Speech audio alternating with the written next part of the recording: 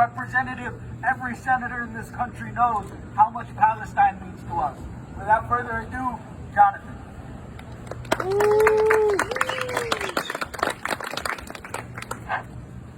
Thank you very much, and thanks to all of you to come out on this day to show your solidarity and concern for the people of Gaza. I think I know of no issue, of no cause, which is as clear-cut, a moral and an ethical issue as the issue of Gaza and the issue of Palestine. When talking about Gaza, you are talking about a situation where one side has all the power, all the control, the massive military power, but also control of the skies, of the sea, of the land.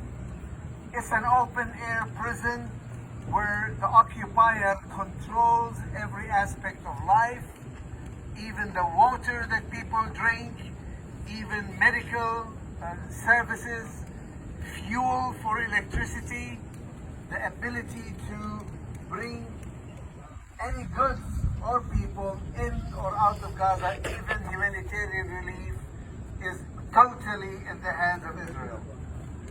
This last event that happened with 3 days was initiated by Israel, provoked by Israel, and then they went and started hitting because they anticipated what might be the reaction of the people of Gaza.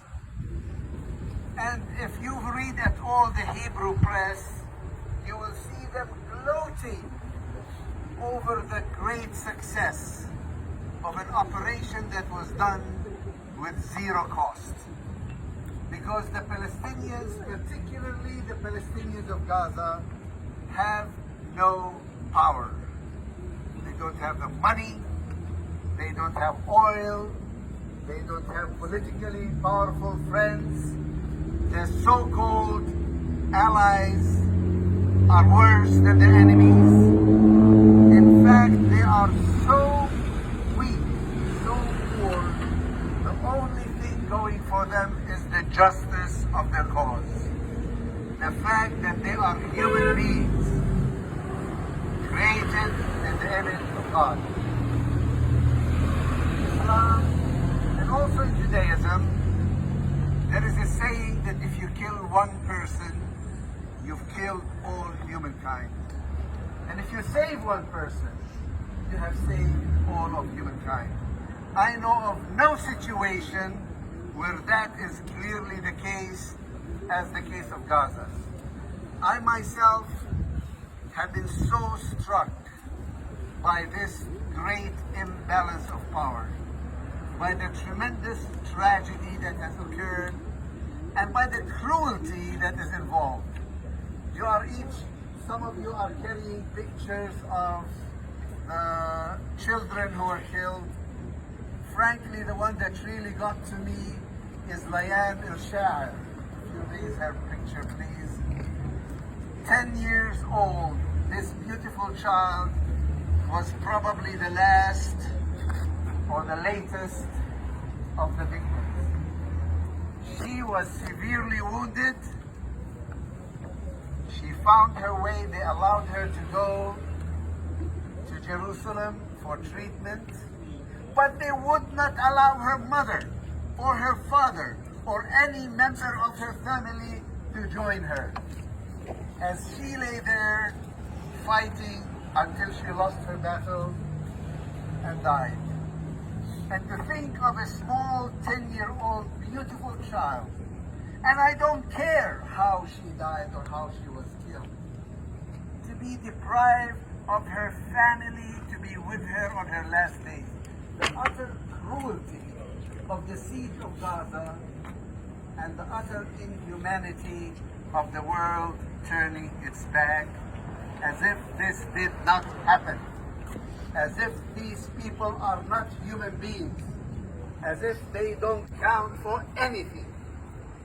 We are here to assert that they count for anything, they count for something, they count for everything.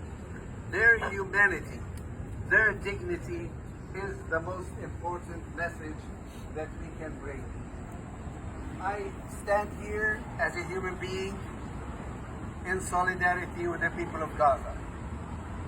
There are other organizations and other people from all religions and from no religion who care also about the humanity of the people of Gaza. And at its roots, it's an ethical and a moral question. At its roots, the issue is, do we believe in justice? Do we believe in humanity? Do we believe in human rights? Do we believe in international law? Or have we given up on everything and we will allow the powerful to have their way, to do what they want, and to do it with utter impunity? This is the situation of Gaza.